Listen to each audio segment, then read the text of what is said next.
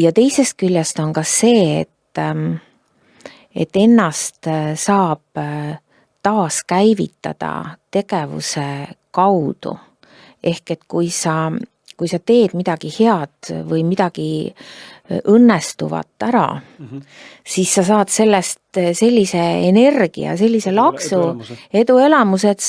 sa paned omale uued toimetused ja sa paned jälle edasi, et sul ei olegi isegi vaja mingisugust õlale patsutamist või kõrvalt tuge, vaid sa genereerid ise oma energiat.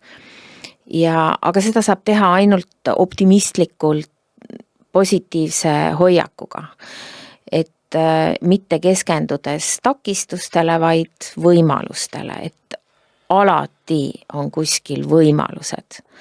Ja kui sulle esitatakse ka valikuid, siis see, mis valiku sa teed, sellest tulevad alles järgmised valikud. Kui sa valikuid ei tee ja pigem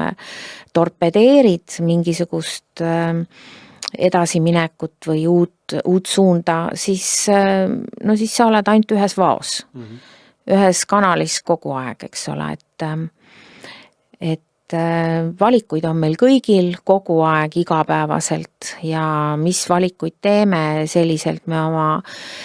tulemused ja oma suuna kujundame, et